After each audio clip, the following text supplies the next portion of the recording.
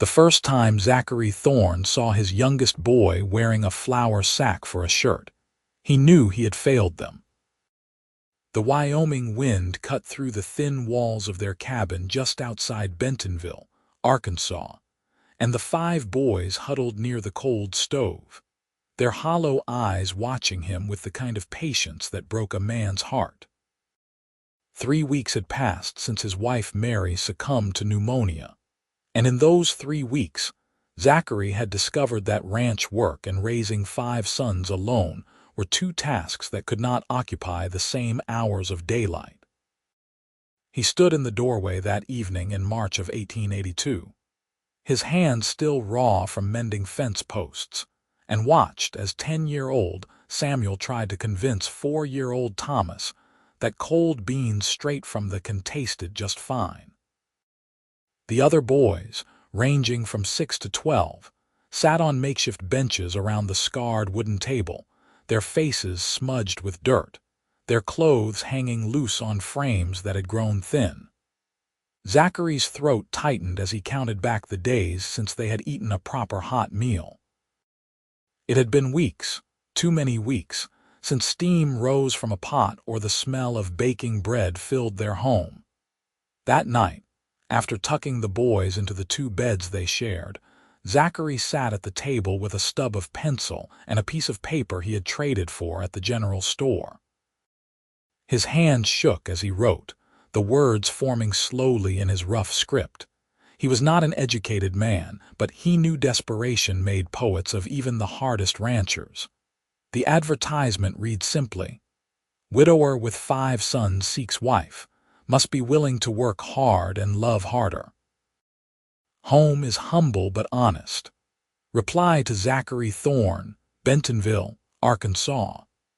He rode into town before dawn, the advertisement folded in his shirt pocket, and posted it at the general store, the telegraph office, and paid extra to have it sent to newspapers in neighboring territories. The clerk, a thin man named Perkins, raised his eyebrows but said nothing. Everyone in Bentonville knew of Zachary's loss, knew of the 5 boys struggling without a mother. Danielle Zimmerman read the advertisement 6 days later in a boarding house in Little Rock, Arkansas, her fingers trembling as she traced the words. At 22, she had already survived more than most women twice her age. Her father's death had left her in the care of a stepmother who saw her as nothing more than free labor. And when that woman decided to sell Danielle's hand to a cruel merchant twice her age, Danielle had fled with only the clothes on her back and $3 sewn into her hem. The boarding house had taken most of that money, and the seamstress work she found barely kept her fed. She had no prospects, no family, and winter had been brutal. But it was not desperation alone that made her respond to Zachary's advertisement. It was the phrase, "love harder," that caught her attention, that suggested perhaps this man understood what mattered beyond mere survival. She wrote her reply carefully, explaining her situation with honesty that felt dangerous. She told him she could cook and sew, that she had helped raise her younger siblings before her father died, that she was strong despite her circumstances. She did not mention that she was frightened, that she had never traveled alone, that she was betting her entire future on a stranger's 4-line advertisement. She posted the letter that afternoon and spent the next week barely sleeping, wondering if she had made a terrible mistake. Zachary received her letter on a Tuesday morning when the boys were particularly difficult. Samuel had gotten into a fight at school, and Thomas had cried himself sick missing his mother. The envelope felt like a miracle in his calloused hands. He read Danielle's words 3 times, studying the neat script, the honesty in her sentences. She sounded educated, probably too educated for a rough rancher like himself, but she also sounded alone, and Zachary understood loneliness like he understood the weight of a saddle or the smell of coming rain. He wrote back immediately, his letter longer this time. He told her about the boys, about each one by name and temperament. He told her the ranch was small but the land was good. He told her he would send money for the train if she was willing to come, that he understood if she needed time to decide. He tried to be honest about what life would be like, about the hard work and the isolation, but he also found himself writing about the way sunrise looked over the ridge behind their cabin, about the creek that ran clear and cold, about how the boys needed someone to believe in them again. Her second letter arrived faster than he expected. She said yes. She said she could be ready to travel within a week. She said she understood this was an arrangement of necessity, but hoped they might build something good from it. Zachary sent the money for her train ticket that same day, along with a little extra for supplies. He told the boys that evening, after supper of fried salt pork and more cold beans. The announcement brought mixed reactions. 12-year-old James, the oldest, looked skeptical. What if she is mean? What if she does not like us? His voice cracked on the last word, betraying the fear beneath his tough exterior. Samuel, always the practical one, asked, "Can she cook better than the beans?" The younger three, Michael at 8, Daniel at 6, and Thomas at 4, simply stared with wide eyes, trying to remember what having a mother had felt like. Zachary knelt down so he was eye level with them. "I do not know what she will be like," he admitted. "But I know we need help, and she needs a home. We will do our best to make her feel welcome, and maybe, if we are all lucky, we will become a real family." The week before Danielle's arrival passed in a frenzy of activity. Zachary and the boys cleaned the cabin from top to bottom, scrubbing floors and washing windows that had not been touched since Mary died. They cleared out a corner of the main room for privacy, hanging a curtain Zachary fashioned from an old blanket. It was not much, but it was something. James and Samuel took charge of their younger brothers, making sure everyone bathed and put on their least worn clothes. Zachary rode into town on the day Danielle was scheduled to arrive, his stomach tight with nerves. He had left James in charge, with strict instructions to keep everyone clean and behaved. The train station was little more than a covered platform, but he arrived early, pacing the wooden boards and rehearsing greetings that all sounded foolish in his head. The train arrived 30 minutes late, steam billowing into the crisp April air. Zachary watched as passengers disembarked, his heart hammering against his ribs. Then he saw her, a slender woman in a worn but clean gray dress, carrying a single carpet bag, her dark hair pulled back in a simple bun. She looked young, younger than he had imagined, with large hazel eyes that scanned the platform with obvious trepidation. Their eyes met, and Zachary felt something shift in his chest. He had expected this to be a practical arrangement, a solution to a problem. He had not expected the woman stepping off the train to look at him with such a mixture of hope and terror, had not expected to feel an immediate urge to protect her from whatever had put those shadows in her eyes. He walked toward her, removing his hat. "Miss Zimmerman, Mr. Thorn." Her voice was soft but steady.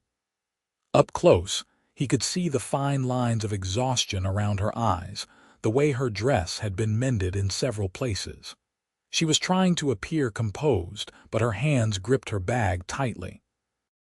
"I am glad you came," he said, and meant it more than he had meant anything in weeks. "The boys are eager to meet you. Well, some are eager, some are nervous. One might hide under the bed." A small smile touched her lips. "I am nervous too," she admitted. "I have never done anything like this before."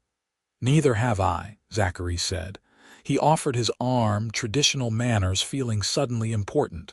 "Shall we go home?"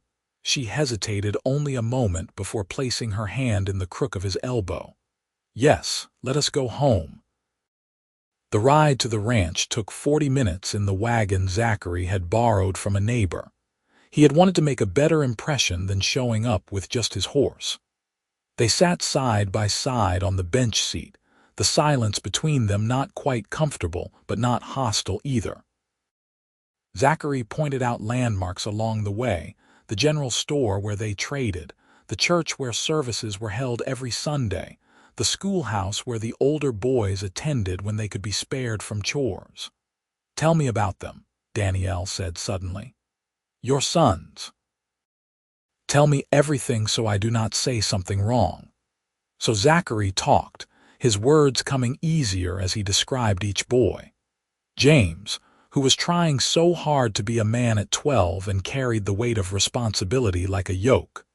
Samuel, 10, who had his mother's quick mind and her way with animals. Michael at 8, who loved stories and could sit for hours if someone would read to him. Daniel at 6, who was quiet and observant, who noticed everything. And Thomas, barely 4, who still cried for his mama in the night and had not spoken more than a few words since Mary died. Danielle listened intently, asking questions that showed she was truly paying attention. What did they like to eat? What were their favorite games? What frightened them? By the time they turned onto the rough path leading to the cabin, Zachary felt something like hope stirring in his chest.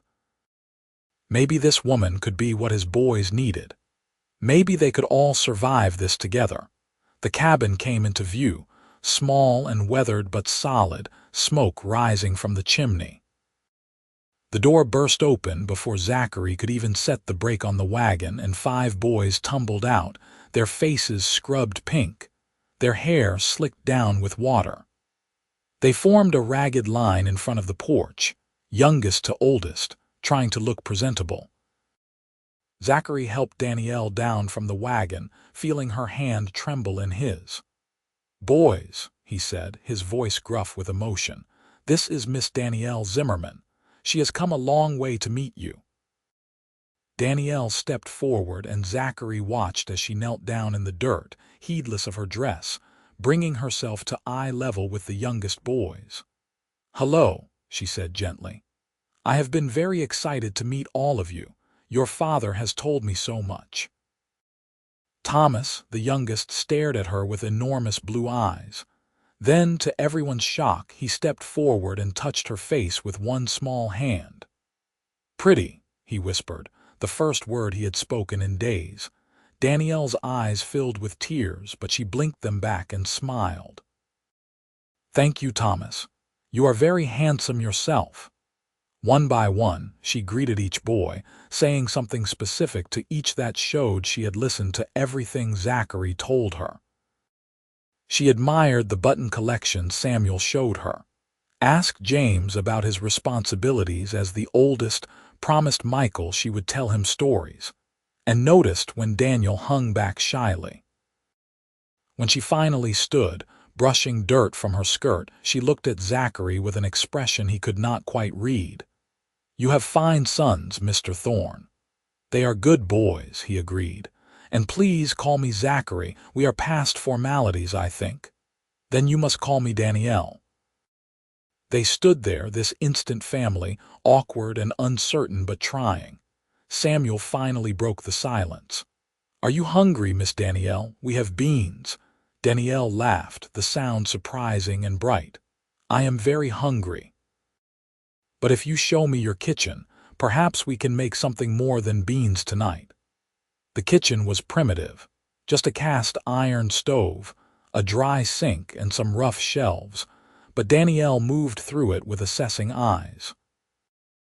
Zachary had stocked up on supplies, buying more than he usually would on the hope she would come. She found flour, lard, a precious tin of baking powder, some eggs from their few chickens, and a side of bacon hanging in the cold cellar. "When did you boys last have biscuits?" she asked, already tying on the apron she found hanging by the stove. "Mama made them," Thomas said quietly, "before she got sick." Danielle paused, her hand stilling in the flour sack. She looked at Zachary, who stood in the doorway watching, and he saw understanding in her eyes. This was not just about food. This was about filling a space that had been empty too long. "Then let us make biscuits," she said firmly, "and bacon gravy, and I think I saw some dried apples that could be fried up. Who wants to help?" All 5 boys volunteered immediately, crowding around the work table. Danielle organized them with gentle efficiency, giving each a task suited to his age. Thomas got to pat the biscuit dough. Daniel measured ingredients. Michael greased the pan. Samuel sliced bacon under her watchful eye. James, she asked to fetch water and keep the stove fed, treating him with the respect due the oldest. Zachary found himself standing uselessly to the side, watching as this woman he had known for less than 2 hours transformed his chaotic household into something resembling order. She was patient with their mistakes, encouraging with their efforts, and somehow managed to keep Thomas from eating all the raw dough while teaching Samuel the proper way to handle a knife. The smell of baking biscuits filled the cabin, a scent so long absent it made Zachary's chest ache. The boys kept glancing at the stove, anticipation building on their faces. When Danielle finally pulled the pan out, golden and perfect, Samuel actually cheered. They sat around the table, all 7 of them squeezed onto the benches, and for the first time in weeks, the boys had a hot meal. Zachary watched them eat, watched them come alive with warm food in their bellies, and had to look away to hide the emotion in his eyes. Danielle caught his gaze across the table and offered a small smile. They had not discussed the details of their arrangement, had not talked about sleeping accommodations or expectations, or any of the practical matters. But in that moment, watching her wipe gravy from Thomas's chin and listening to her praise Michael's good manners, Zachary felt the first stirrings of something beyond gratitude. After supper, Danielle shooed the boys toward their beds, promising a story if they got ready quickly. They scattered to wash up and change, and Zachary found himself alone with her for the first time since arriving home. "Thank you," he said, the words inadequate. "For the meal, for being kind to them, for coming at all." Danielle began clearing the table, her movements efficient. "You do not need to thank me. We made an arrangement that benefits us both. Still, you could have been unkind. You could have been cold. You are neither of those things." She paused, a stack of plates in her hands, and looked at him directly. "I know what it feels like to be hungry, Zachary. I know what it feels like to be alone and scared. I would never wish that on children." There was a story there, pain in her eyes that matched his own losses. But before he could ask, the boys called for her, and she disappeared behind their bedroom curtain. Zachary listened to her voice reading a story, something about knights and dragons, and heard his son's laughter for the first time since their mother died. He prepared the privacy corner for her, making sure the curtain was secure, laying out the extra blankets they had. It was not much, but it was all he had to offer. When she emerged from the boys' room, Thomas asleep in her arms, she looked exhausted. "He fell asleep before the ending," she said softly. "I will have to finish tomorrow." Zachary took his youngest son from her arms, feeling the small, warm weight, and tucked him into bed with his brothers. When he returned, Danielle was staring at the curtained corner. "I know it is not much," Zachary began. "It is more than I had," she interrupted. "In Little Rock, I shared a room with 5 other women and had to pay for the privilege. This is mine alone. That is more than enough." They stood in the dimming lamplight, this man and woman bound by necessity and hope. "We should talk," Zachary said, "about expectations, about how this will work." Danielle nodded. They sat at the freshly cleared table, and Zachary poured them each some weak coffee, the last of his supply. "I need to be honest," he started. "I cannot offer you much. The ranch barely supports us, and with Mary's illness, we used up most of our savings. But I work hard, and the boys help as they can. We will never be rich, but but you will never go hungry and you will always be safe here." "I do not need riches," Danielle said. "I need a roof and a purpose. I can earn my keep. I am good with children. I can cook and clean and sew. I can help with the ranch work if needed. I grew up on a farm before my father died." "This is not a normal marriage," Zachary continued, the words difficult. "I do not expect anything beyond what we agreed to in the letters. You will have your privacy and your own space, and I will not pressure you for anything more." Danielle's cheeks colored slightly, but she met his eyes. "I appreciate your honesty. I came here understanding this was an arrangement of convenience. I do not expect romance or courtship. But I hope we can be kind to each other and perhaps become friends." "I would like that," Zachary said, and meant it. They talked late into the night, working out the practical details. She would help with the boys and the household. He would handle the ranch work and bring in what money he could. They would present themselves as a married couple to the town to avoid scandal. They would both do their best to make this strange situation work. When they finally parted, Zachary to his bedroll by the stove and Danielle to her curtained corner, he lay awake listening to the sounds of his house. For the first time in weeks, it did not feel empty. It felt like maybe, just maybe, they might all survive this. The next morning, Zachary woke to the smell of coffee and frying bacon. He sat up, momentarily disoriented, then remembered. Danielle was already up, dressed in a simple work dress, her hair in a long braid down her back, moving quietly around the kitchen so as not to wake the boys. "You did not have to get up so early," he said, his voice rough with sleep. She turned, a spatula in her hand. "The chickens needed feeding, and I thought you might want coffee before starting your day. I hope I did not overstep." "You did not overstep at all." He stood, running a hand through his hair, suddenly conscious of his rumpled appearance. "I usually let the boys sleep as long as they can before school." "What time do they need to leave?" "The older three leave at 7. The little ones stay here." Danielle nodded, already planning. "Then we have time for a proper breakfast. Do they like eggs?" The boys woke to the miracle of a second hot meal in a row, their eyes lighting up at the sight of scrambled eggs and toast. They ate with better manners than they had shown in weeks, clearly wanting to impress Danielle. She noticed and praised them, which made them sit even straighter. After breakfast, she helped James, Samuel, and Michael prepare for school, checking that they had slates and that their clothes were decent. She packed them each a lunch, simple sandwiches made from yesterday's biscuits, but more than they usually took. "You do not have to do all this," Zachary said as she bustled around. "I want to," she replied simply. "Let me help." After the older boys left, Danielle turned her attention to Daniel and Thomas.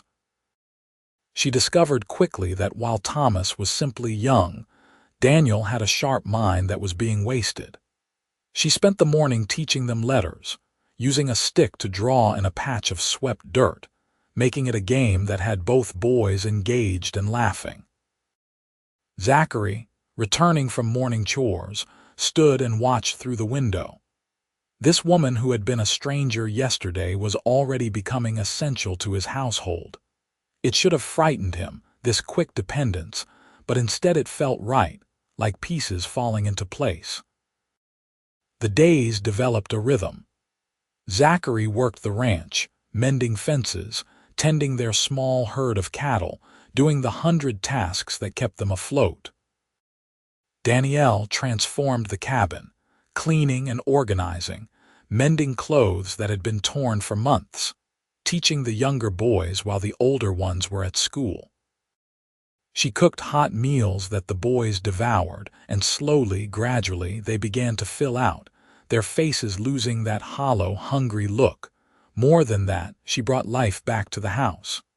She sang while she worked, old songs that made the boys curious. She told stories that kept them rapt. She was patient with their fears and firm with their misbehavior.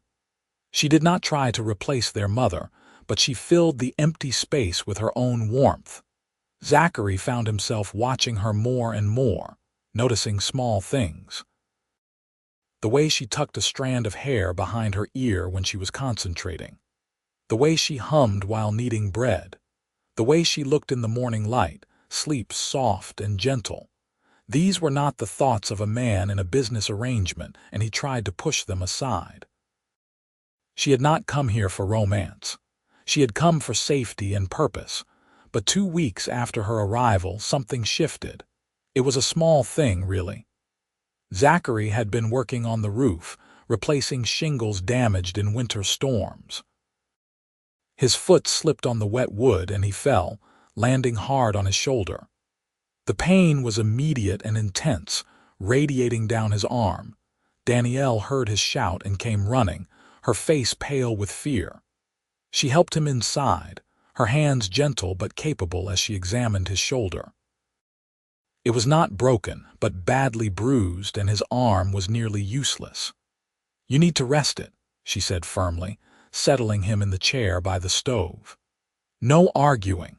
For 3 days, Zachary was forced to let Danielle take over not just the household but many of his outdoor chores as well. She fed the animals, gathered eggs, even helped James with some of the heavier work.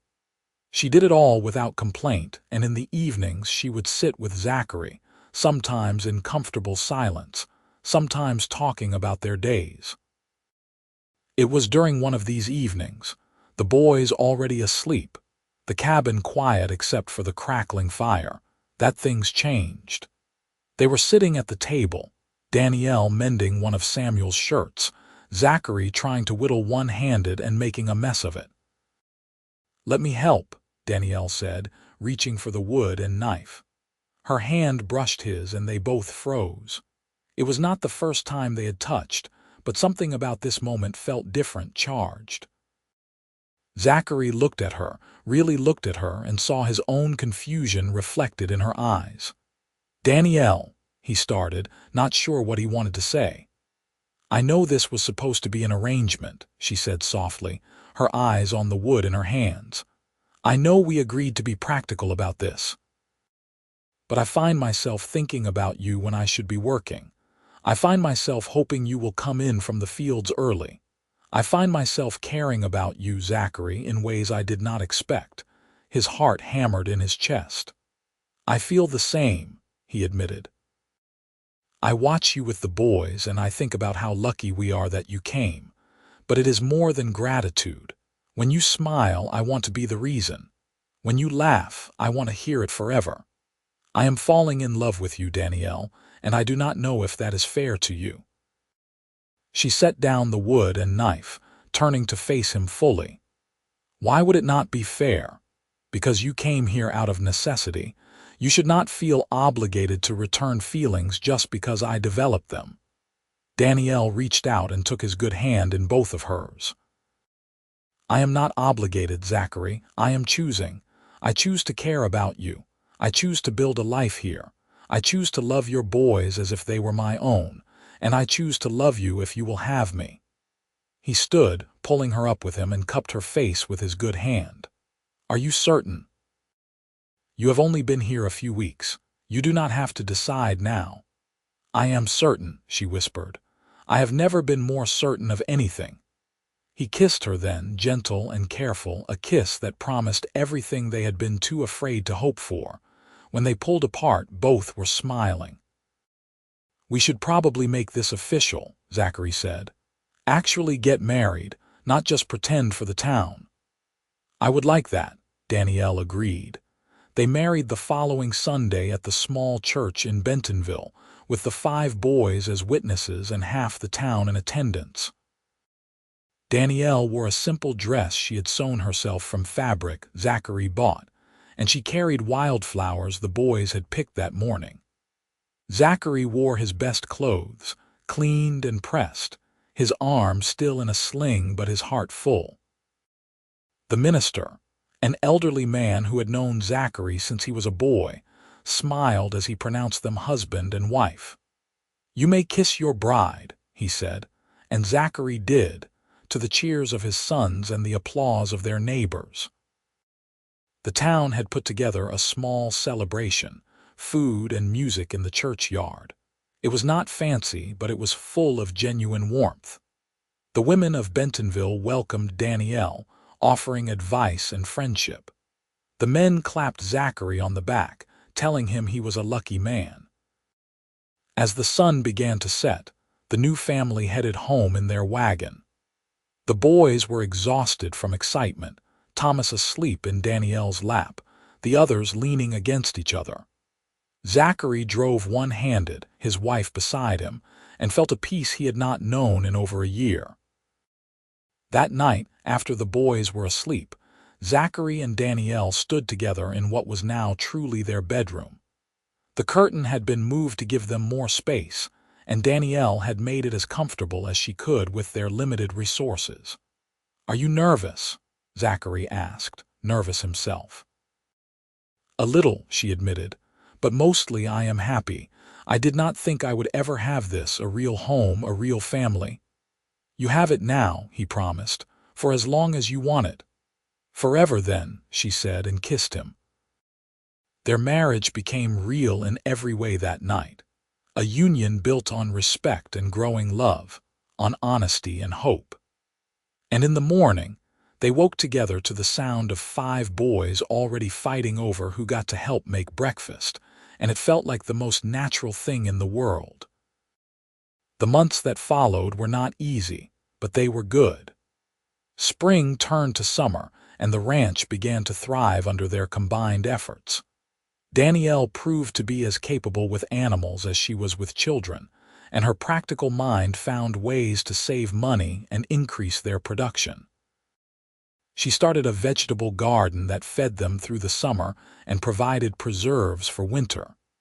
She sold her sewing skills to women in town, bringing in extra money that helped pay down their debts. The boys blossomed under her care. James, given permission to still be a boy sometimes, started smiling more. Samuel discovered a talent for training horses. Michael learned to read fluently and consumed every book they could borrow. Daniel came out of his shell, revealing a wicked sense of humor.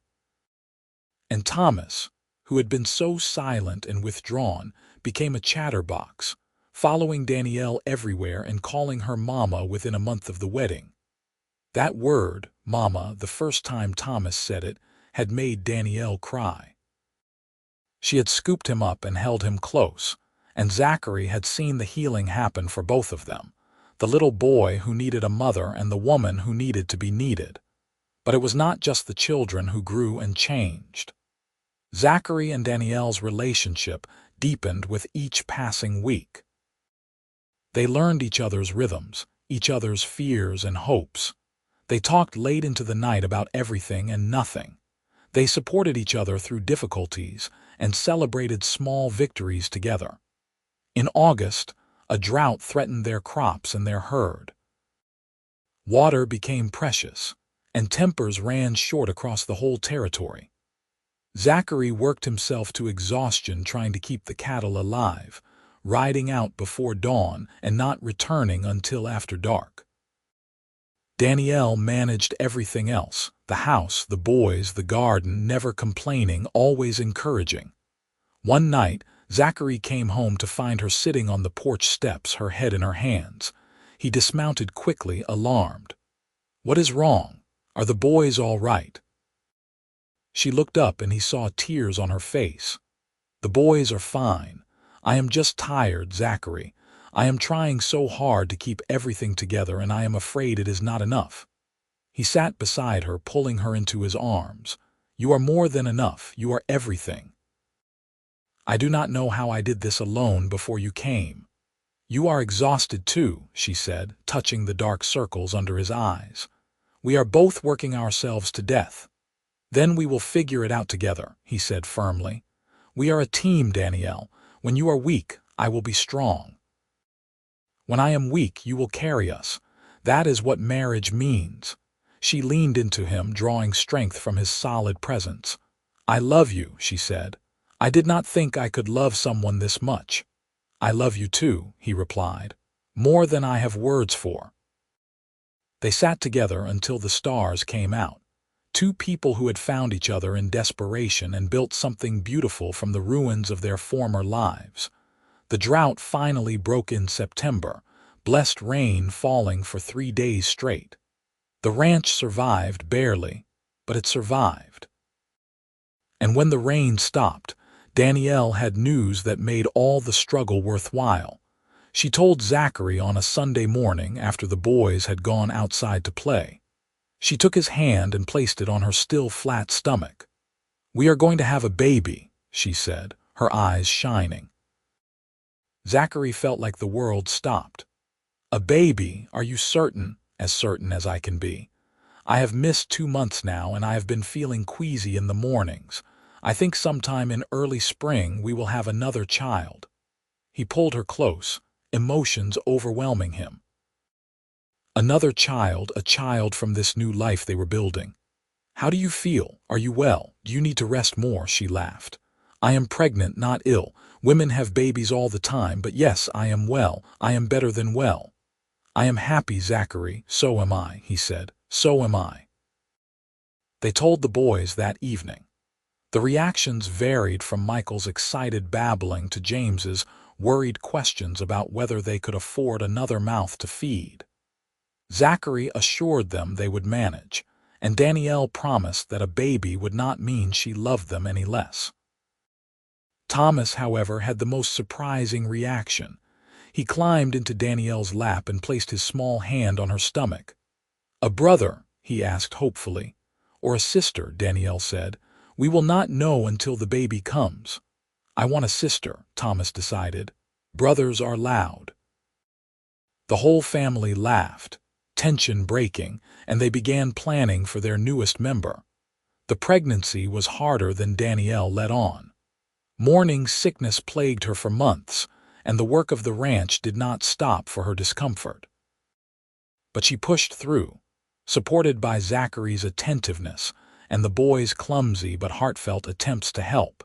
As her belly grew, Zachary found himself falling even more deeply in love with his wife. There was something about seeing her carry his child, seeing her face glow with maternal happiness, that touched him in ways he could not articulate. He tried to show her through actions, taking on more of the household tasks, making sure she rested, bringing her small gifts when he went to town. Winter came early that year, and with it new challenges. Wood had to be cut and stacked. Supplies had to be laid in. The cabin had to be prepared for a birth. The women from town came by to help, bringing baby clothes they had saved and advice that Danielle gratefully accepted. In February, when the snow lay thick on the ground and the nights were bitter cold, Danielle's pains began. Zachary sent James racing to town for the midwife, Mrs. Hartley, a no-nonsense woman who had delivered half the babies in the territory. He tried to stay calm for Danielle's sake, but his hands shook as he boiled water and gathered clean linens. The labor was long, lasting through the night and into the next day. Zachary stayed by Danielle's side when Mrs. Hartley allowed it, holding her hand, wiping her face, murmuring encouragement. The boys waited anxiously in the other room, James keeping them quiet and occupied. Finally, as the sun began to set on the second day, a baby's cry filled the cabin. Zachary held his breath until Mrs. Hartley appeared, a tiny bundle in her arms and a smile on her weathered face. "You have a son," she announced. "A healthy, loud son." Zachary looked at Danielle, who lay exhausted but radiant in the bed. "A boy," she said weakly. "Thomas will be disappointed." "Thomas will love him anyway," Zachary said, taking the baby from the midwife. He looked down at his newest son, at the tiny, perfect face and the shock of dark hair, and felt his heart expand. This child, born of love and hope, represented everything good they had built. "What will you name him?" Mrs. Hartley asked as she tidied up. Zachary looked at Danielle. They had discussed names but never decided. "What do you think?" he asked. Danielle smiled. "Matthew," she said, "it means gift from God, and that is what he is." "Matthew Thorn," Zachary said, testing the name. "It is perfect." The older boys were allowed in to meet their new brother, each one awed by the tiny baby. Even Thomas, who had wanted a sister, was enchanted, touching Matthew's small hand with wondering fingers. "He is so little," Samuel whispered. "You were all this little once," Danielle said. "Hard to believe now." They gathered around the bed, this family of 8, and Zachary looked at each face, seeing the love and connection that bound them. From desperation and loss, they had created something beautiful. From a simple advertisement born of hunger and hope, they had built a real family. The months after Matthew's birth were exhausting but joyful. Danielle recovered slowly, learning to manage a newborn while still caring for 5 other children and a household. Zachary hired a boy from town to help with some of the ranch work, giving him more time to be with his family. Spring came again, their second spring together, and with it new growth. The ranch was doing better, Danielle's careful management and Zachary's hard work paying off. They were not wealthy, but they were stable, and that felt like riches after the poverty they had known. One evening in May, after the children were all asleep, Zachary and Danielle sat on the porch watching the sunset. Matthew slept in a basket at Danielle's feet, and the sound of frogs singing filled the air. "You remember this time last year?" Zachary asked. "How uncertain everything was." "I remember being terrified," Danielle admitted.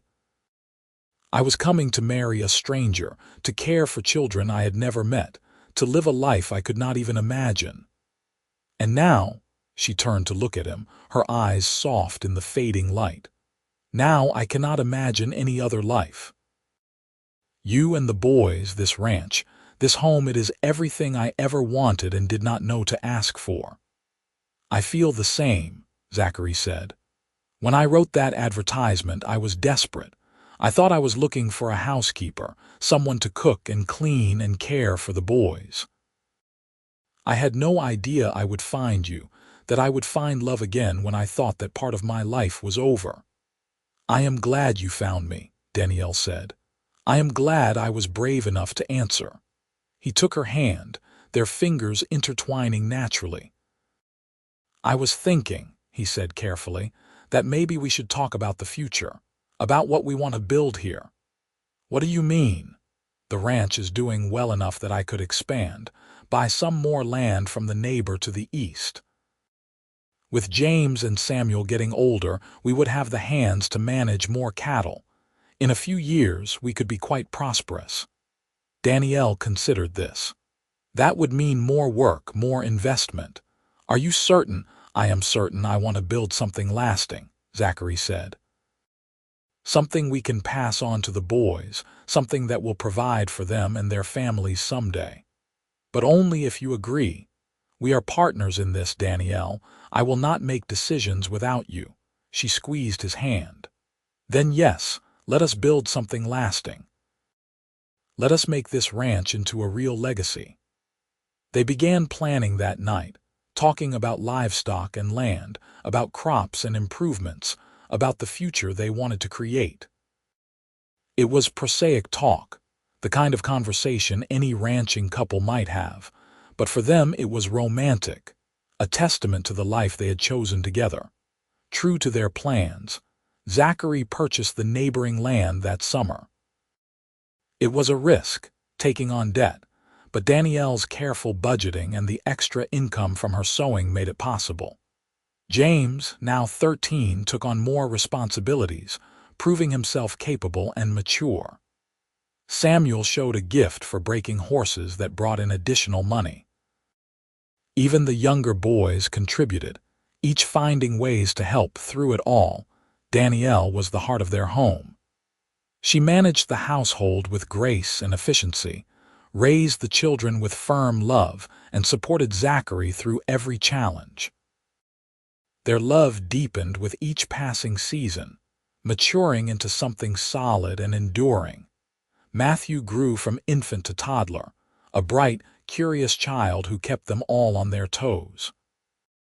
The older boys doted on him, and Zachary often found himself watching Danielle with their son, marveling at how natural she was at motherhood, how completely she had embraced these children who were not born to her. In the fall of 1884, 2.5 years after Danielle first arrived, the ranch had its best year yet. The cattle they had raised sold for good prices, the horses Samuel had trained were in demand, and the extra land had proven to be an excellent investment. For the first time in years, Zachary had money saved, actual savings beyond what they needed for immediate survival. He surprised Danielle one evening by presenting her with a small velvet box. Inside was a simple gold ring with a tiny diamond, the first real jewelry he had ever been able to afford for her. "You have been my wife for over 2 years," he said, slipping it onto her finger. "But you never had a proper ring.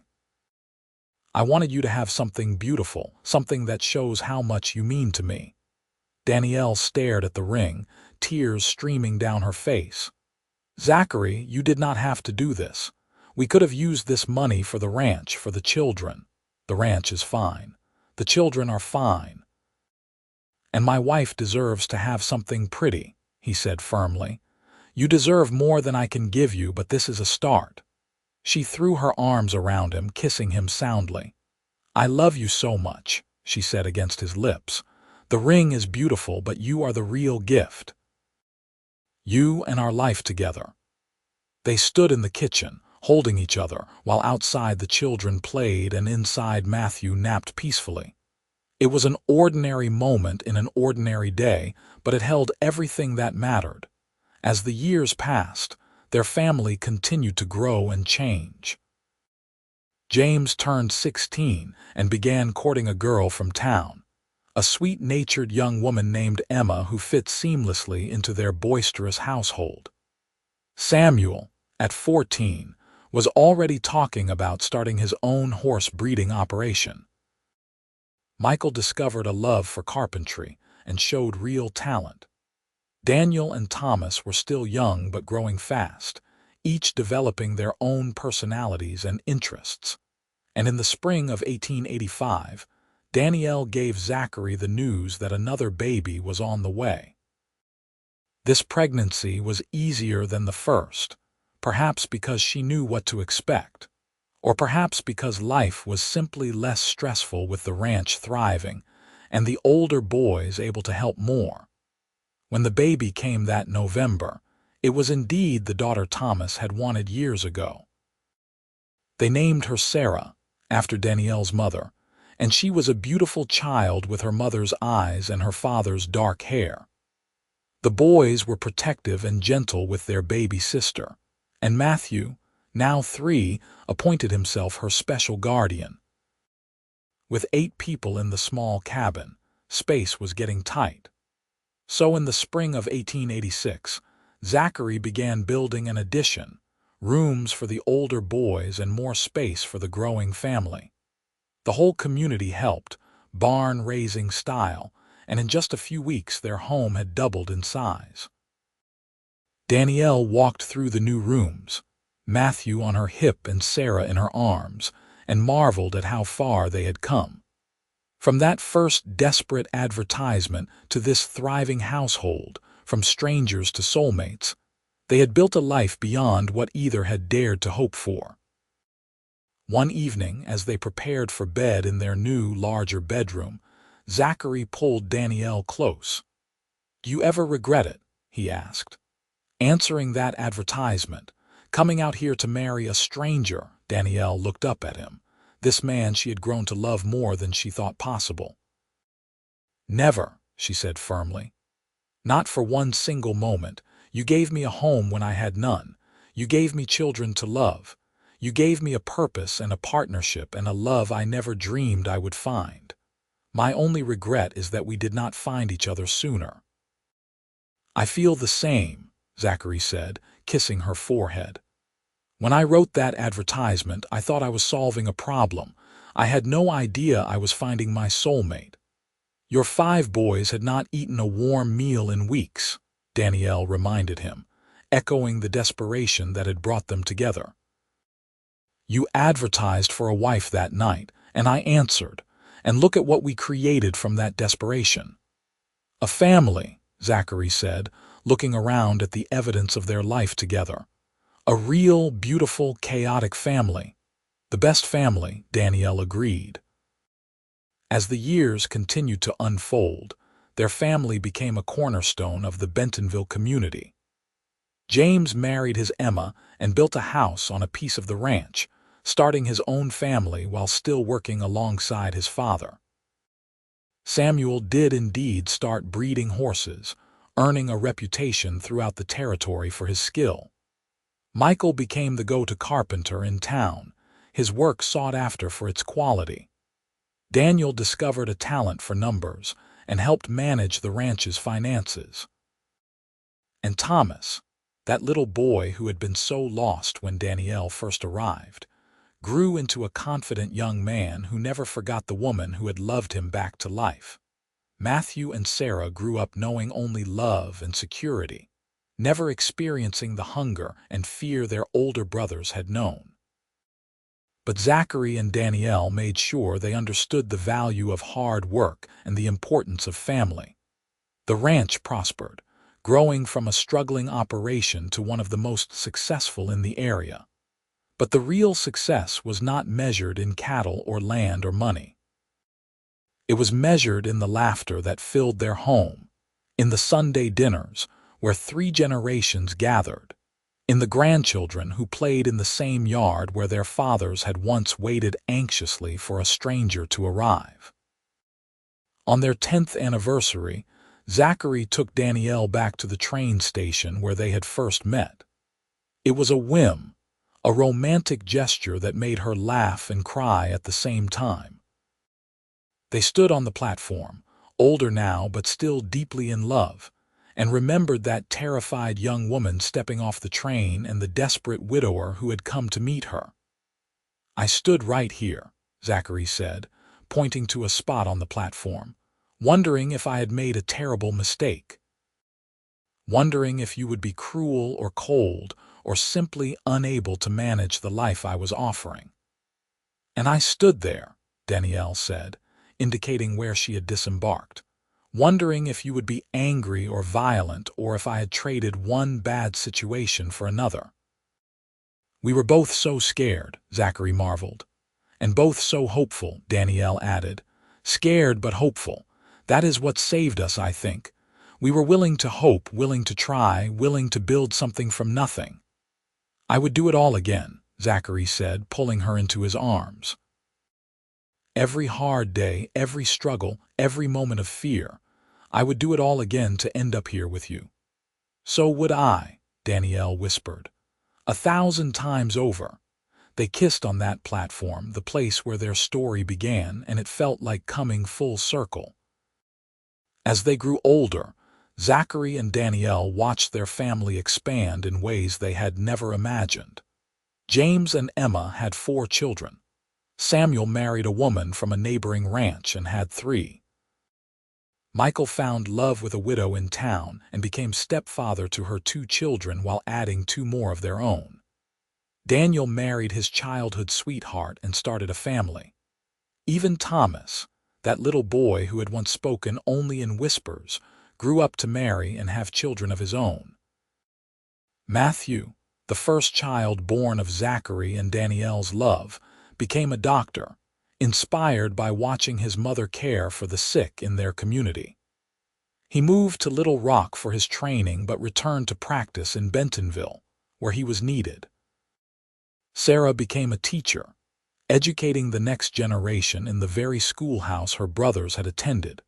Through it all, the original cabin that Zachary had shared with his first 5 boys remained standing, now part of a larger compound that housed parts of their extended family. They kept it maintained, a reminder of where they had started, of the desperation that had led to such joy. In the summer of 1900, Zachary and Danielle celebrated their 18th anniversary surrounded by children, grandchildren, and even a few great-grandchildren. The ranch was now run primarily by James and Samuel, with the younger generation learning the trade. Zachary, now in his late 50s, had slowed down, though he still rode out most days to check on things. Danielle, at 40, was still vibrant and active, though she had more help now with the endless tasks of running a household. She spent her days teaching her grandchildren, helping the younger women in the family learn to manage their homes, and still finding time to sew for those in need. On the evening of their anniversary, after the party had ended and the guests had gone home, Zachary and Danielle walked down to the creek that ran through their property. It was the same creek Zachary had mentioned in his very first letter to her, the one that ran clear and cold. They sat on a fallen log, watching the water flow past, and Zachary took his wife's hand. "Do you know what I was thinking about today?" he asked. "What, my love?" "I was thinking about that night I wrote the advertisement. The boys were asleep, and I was so desperate I could barely think straight. I remember sitting at that old table, trying to find words that would convince someone to take a chance on us." "You found the right words," Danielle said softly. "Love harder." That phrase caught my attention and would not let go. "I meant it," Zachary said. "I knew whoever came would have to love those boys hard, love them through their grief and fear. But I never imagined you would love me too, that we would build this incredible life together." Danielle leaned her head on his shoulder. "You know what I remember? Reading your letter about the boys, how you described each one with such care. I could tell you loved them fiercely, that you were a good man in a bad situation. That is what made me brave enough to come." "Best decision I ever made, writing that advertisement," Zachary said. "Best decision I ever made, answering it," Danielle replied. They sat in comfortable silence, watching the creek and listening to the sounds of their land settling into evening. In the distance, they could hear laughter from one of the houses where their family lived. A dog barked. A baby cried briefly, then quieted. The sounds of a life well lived, of a family well loved. "I hope they know," Danielle said suddenly. "Who know what? Our children, our grandchildren. I hope they know how lucky we all are, how easily this could have gone wrong, how much love and work it took to build what we have." "They know," Zachary assured her. "We have shown them by example. They have watched us work through hard times, watched us support each other, watched us choose love every single day. That is a lesson worth more than any words." As the sun set over their ranch, painting the sky in shades of orange and pink, Zachary and Danielle stood and made their way back to the house. They walked slowly, hand in hand, in no hurry. They had all the time in the world, and they had each other. The years continued to pass, bringing the changes that time always brings. Zachary's hair turned fully gray, then white. Danielle developed laugh lines around her eyes and silver streaks in her dark hair. They slowed down, letting the younger generation take over more of the physical work, but they never stopped being the heart of their family.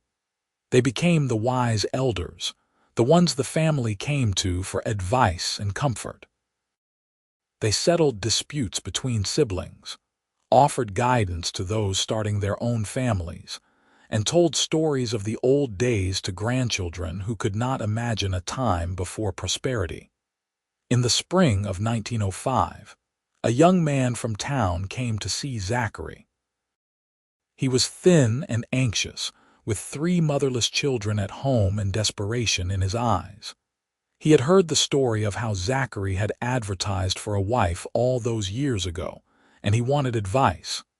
Zachary sat with him on the porch, offering coffee and a listening ear.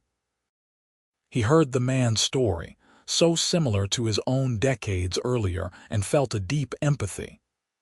"I do not know if advertising is the right choice for you," Zachary said carefully. "But I can tell you what worked for me. Be honest.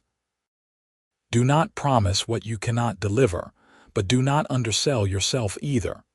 Make it clear what you need but also what you can offer. And when someone responds, treat them with respect and kindness." The woman who answered my advertisement was frightened and alone, and I made sure she knew she was safe with me. That made all the difference. "But how did you know it would work?" the young man asked. "How did you know you would not end up with someone incompatible?" Zachary smiled. "I did not know. It was a risk, a leap of faith, but we both came into it willing to work hard and be kind to each other. We did not expect instant love or perfect compatibility. We expected to build something together, and we did.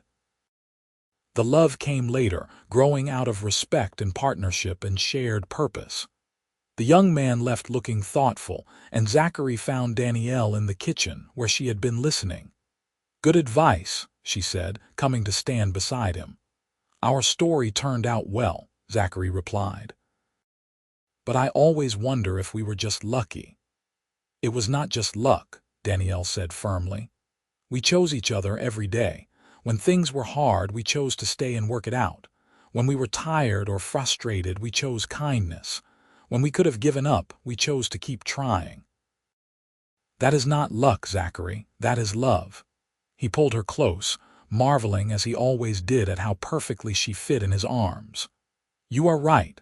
We chose this, chose each other, chose to make it work, and I am grateful every day that we did."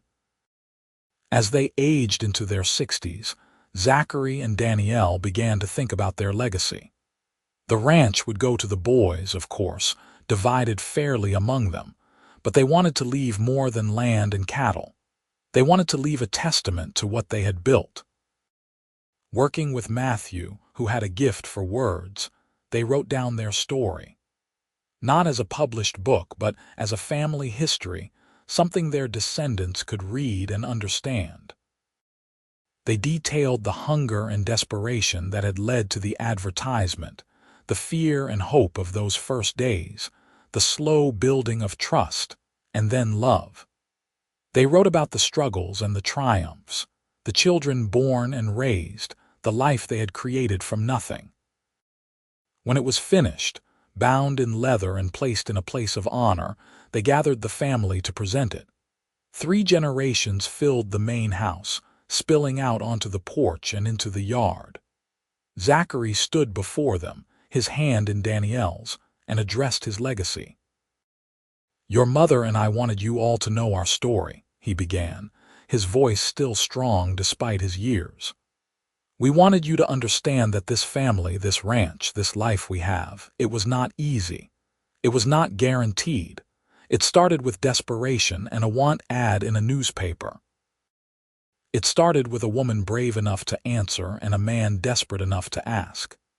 Danielle continued, her voice carrying across the quiet crowd. "We want you to know that love is a choice. It is not just a feeling that happens to you. It is something you build day by day, choice by choice. Your father and I chose each other, and then we chose to keep choosing each other through every hardship and every joy. This story is yours now," Zachary finished. "It is your history, your foundation. We hope it reminds you that nothing worthwhile is easy, but that the hard things are often the most rewarding. We hope it shows you that family is not just blood. It is love and commitment and choosing to show up for each other, every single day." There was not a dry eye in the crowd. The children who remembered those early days, who had been there when Danielle first arrived, stood with their own children and grandchildren, passing on the story of how their family began. James stood up, his own hair now gray. "I remember the day you wrote that advertisement, Pa. I remember how scared we all were. And I remember the day Miss Danielle arrived, how she knelt right down in the dirt to talk to us. I remember thinking maybe things would be okay, and I was right. Thank you, both of you, for saving us, for building this." One by one, the others added their memories and thanks. Samuel talked about learning to trust again. Michael about finding stability. Daniel about finally feeling safe. Thomas, tears streaming down his face, about finding a mother when he needed one most. Matthew and Sarah, who had only known the security and love, talked about the example their parents had set, the model of marriage and partnership they had grown up watching. The grandchildren, who knew the story only through tales, promised to carry it forward, to remember where they came from and what it took to build what they had. In the winter of 1908, Zachary fell ill. It started as a cough, nothing alarming, but it deepened and worsened. Matthew, with all his medical training, did what he could, but they all knew what was coming. Zachary was 62 years old and had lived a full life, but he was not ready to leave. Danielle rarely left his bedside. She sat with him through the days and nights, holding his hand, reading to him, reminding him of their life together. The family came and went, saying what needed to be said, making their peace. On a clear February morning, with snow falling softly outside and Danielle beside him, Zachary woke lucid and calm. "I need to tell you something," he said, his voice weak but steady. "Anything," Danielle replied, tears already falling. "I need you to know that every day with you was a gift." From that first moment at the train station to right now, every single day was a blessing. "You saved my boys. You saved me. You gave me a life I never thought I would have again." "You saved me too," Danielle whispered. "I was lost and alone, and you gave me a home and a family and a love that sustained me. I have loved you for almost 30 years, and I will love you for the rest of my life." "I know," he said, squeezing her hand weakly. "And that knowledge will carry me wherever I am going. Promise me you will be okay. Promise me you will live, really live, not just exist." "I promise," she said, though her heart was breaking. "And promise me you will remind them, all of them, that love is worth the risk, that taking a chance on someone, on something, can change everything." "I promise," she said again. He smiled, the same smile that had greeted her at the train station all those years ago. "I love you, Danielle Thorn. Thank you for answering my advertisement. Thank you for loving my boys. Thank you for choosing me. I love you too, Zachary Thorn. Thank you for being brave enough to ask. Thank you for giving me everything." He closed his eyes then, peaceful and calm, and within the hour, surrounded by his family, Zachary Thorn passed from this world into the next. The grief was overwhelming. Danielle felt like part of her soul had been ripped away. But she had made him a promise, and she intended to keep it. She leaned on her children and grandchildren, allowed them to support her as she had supported them for so many years. She continued to live in the house they had built together, surrounded by memories and love. In the years that followed, Danielle became the family matriarch in full. She was the one who held them all together, who remembered every birthday and anniversary, who settled disputes and offered wisdom. She told stories of Zachary to the great-grandchildren who had never met him, keeping his memory alive and vibrant. She lived to see the ranch continue to prosper, to see her children succeed, to watch great-great-grandchildren be born. She lived to see the old ways slowly change, to see automobiles replace horses, to see the wild frontier become settled and tame. But she never forgot where she came from, never forgot that leap of faith she took when she answered an advertisement from a desperate stranger. She kept the original advertisement, yellowed and fragile, in a frame on her wall. She kept every letter Zachary had ever written her, and she kept their story alive, sharing it with anyone who would listen. In the spring of 1925, at the age of 67, Danielle Thorn passed away peacefully in her sleep. She was buried next to Zachary on a hill overlooking the ranch they had built together. The funeral was enormous. people coming from all over to pay their respects to a woman who had touched so many lives. At the service, James, now 70, stood to speak. His voice was rough with emotion, but his words were clear. My stepmother, my real mother in every way that mattered, came into our lives when we needed her most. She answered an advertisement from a desperate man, traveled to a strange place to marry a stranger, and took on 5 grieving boys who did not make it easy for her. But she loved us. She loved us hard, just like my father asked for in that advertisement. She loved him. She built a life and a family that has now grown to include dozens of people, all because she was brave enough to take a chance. He paused, looking out at the crowd of family members. She and my father showed us what real love looks like. Not the easy kind that happens when everything is perfect, but the hard kind that chooses to stay, to work, to build something beautiful from difficult circumstances. Their story started with hunger and desperation, but it became a testament to the power of choosing love every single day. They are together now, he finished, his voice breaking. And I like to think they are standing at a train platform somewhere, meeting again for the first time, starting their story all over. Because their love was the kind that transcends death, the kind that lives on in all of us who were lucky enough to witness it. The family buried Danielle with her wedding ring, and the small locket Zachary had given her on their 5th anniversary, which held pictures of all 7 of their children. They buried her with love and gratitude, knowing that her legacy would live on through the family she had helped create. Years later, the ranch was still standing, still operated by descendants of those 5 hungry boys and the woman who had come to save them. The original cabin had been preserved as a historic site, a testament to the beginnings of a family that had grown to touch hundreds of lives. Visitors could see the table where Zachary had written his desperate advertisement. They could read the framed letters exchanged between 2 strangers who became soulmates. They could see pictures of the growing family, from those first uncertain days to the prosperity that came later. But more than that, they could feel the love that had built this place. It was in the worn floorboards where generations had walked. It was in the marks on the doorframe measuring the height of growing children. It was in the stories passed down, treasured and told again and again. The story of Zachary and Danielle Thorn became legend in Bentonville, Arkansas. It was told as an example of courage and faith, of the power of taking chances and choosing love.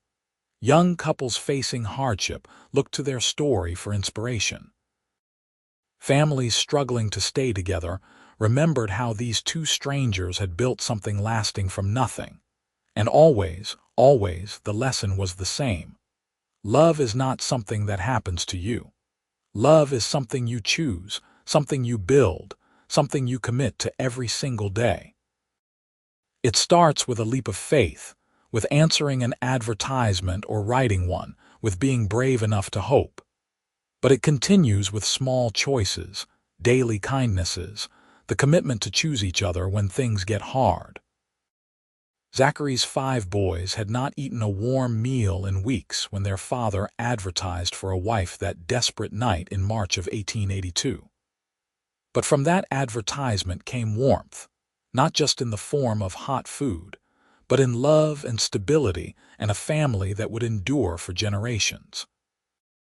From hunger came abundance. From desperation came hope. From a simple want came a love story that proved the power of taking chances, of being brave, of choosing to build something beautiful from the broken pieces of shattered lives. And in the end, that is what mattered most. Not the ranch or the prosperity or the material success, though those were good. What mattered was the love, the family, the legacy of showing that even in the hardest times, even when everything seems lost, there is always hope. There is always the possibility of beginning again. There is always the chance that a stranger might become a soulmate, that desperation might lead to joy, that a simple advertisement might change everything. The Thorn family grew and flourished for generations, each one carrying forward the story of their beginning. They knew where they came from, knew the hunger and fear that had started it all, and they treasured the knowledge because it made their abundance sweeter. They knew how easily it could have gone wrong, how much courage it took for both Zachary and Danielle to take that leap of faith. And they passed it on, this story of hope and love, making sure that no descendant ever forgot that their family started with 5 hungry boys, a desperate widower, a brave young woman, and an advertisement that changed everything. They made sure everyone knew that love, real lasting love, was worth any risk, any leap of faith, any moment of fear. Because in the end, Zachary and Danielle had proven something eternal and true. That love, when chosen daily and built with care, could overcome any obstacle, heal any wound, and create something that lasted far beyond a single lifetime. Their love story, which began in desperation and bloomed into something beautiful, became a beacon for all who came after, a reminder that sometimes the bravest thing you can do is answer an advertisement, take a chance on a stranger, and choose to love harder than you ever thought possible.